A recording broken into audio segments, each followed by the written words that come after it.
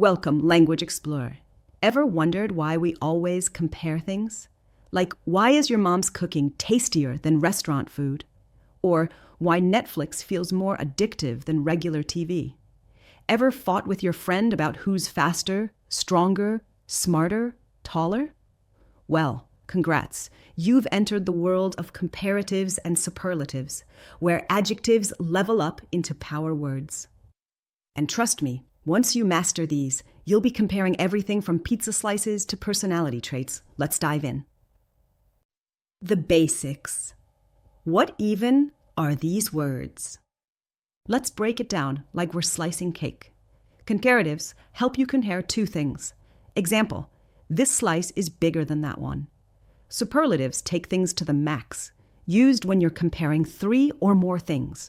As in, this is the biggest slice on the plate. That's the cheesiest pizza in the whole box. This is the spiciest taco I've ever eaten. That's the crunchiest apple in the basket. So one slice is good, two is better. But the biggest slice? Now we're talking real power. You got it? Comparatives help us express differences between two things. Think about it like choosing ice cream flavors, chocolate or vanilla. If you say, chocolate ice cream is richer than vanilla, strawberry is the sweetest of all. That's the power of comparatives and superlatives. They help us express preferences and extremes. See?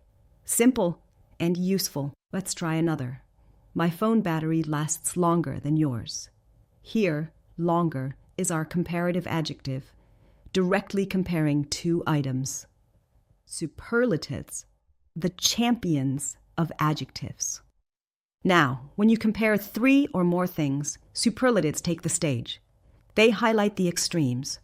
Imagine you're watching the Olympics and you say, she's the fastest runner. She's the one. She's the fastest runner. Another fun example. This pizza is the cheesiest I've ever tasted. The cheesiest? Yup, nothing tops it. Building comparatives and superlatives. Simple rules. Time for construction. Short adjectives love endings like for comparatives and est for superlatives. So fast becomes faster and fastest. Easy enough, right? Careful though.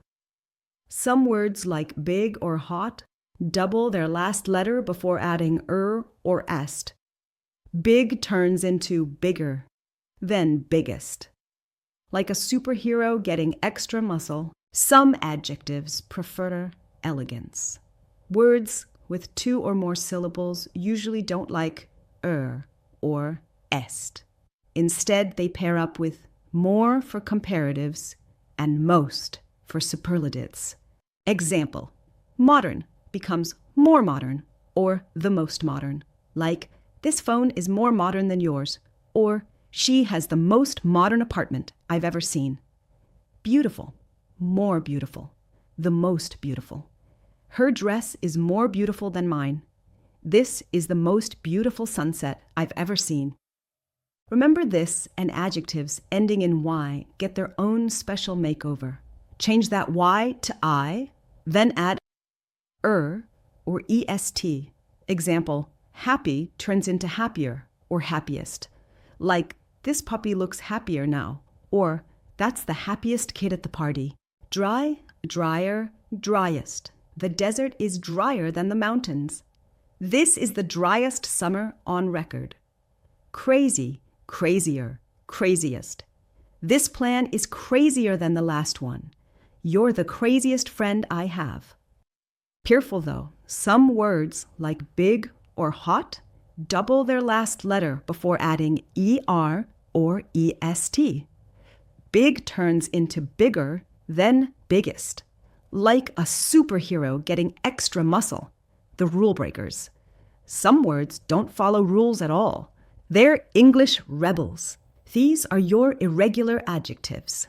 Good becomes better, comparative, and best, superlative. Example, chocolate is good, ice cream is better, but chocolate ice cream is the best. Bad turns into worse or worst. Example, rain is bad, hail is worse, but a hurricane is the worst. And far? It's special. It turns into farther, distance, or further, degree, and farthest or furthest. Example, I live farther away than you, or let's discuss this further later. Fancy? Indeed. But English has more surprises. Let's discover them. But first, let me explain to you these grammar rules in French. Bonjour à tous. Ce que vous allez voir ici, c'est une version française d'une leçon que nous avons déjà vue en anglais. Il s'agit d'un résumé comparatif pour t'aider à bien comprendre comment les comparatifs et superlatifs fonctionnent, mais cette fois, en français. Pourquoi faire une version française? Parce que comparer et superlativer, ça ne se fait pas pareil en anglais qu'en français. Chaque langue a ses propres règles, ses exceptions et ses petits secrets. Donc, si tu apprends l'anglais et le français, cette leçon te permettra non seulement de progresser, mais aussi de faire des ponts entre les deux langues. Et crois-moi, ton cerveau adore les ponts linguistiques. Prêt pour ce voyage grammatical en français? Allons-y. Les comparatifs, quand deux éléments s'affrontent. Les comparatifs, c'est facile. En français, pour comparer deux choses, on utilise plus que, moins que ou aussi que. Par exemple, disons que tu compares deux fromages français célèbres, le camembert est plus crémeux que le comté. Ou encore, cette baguette est moins croustillante que celle-là. Et si c'est égalité parfaite? Facile aussi, ces macarons sont aussi délicieux que ceux d'hier. Attention in French. Avec les adjectifs courts ou longs, aucune différence. Rapide devient plus rapide, charmant devient plus charmant. Rien n'a changé. Les superlatifs, le grand gagnant des comparaisons. Maintenant, passons aux superlatifs. Ici, tu désignes le champion absolu d'un groupe. Pour cela, on utilise le larler plus ou le larler moins. Exemple, tu choisis parmi tous tes amis, Paul est le plus drôle ou Sophie est la plus intelligente. Et dans un restaurant parisien, ce dessert est le moins calorique ou au contraire, cette tarte au citron est la plus délicieuse de toutes. Simple, non.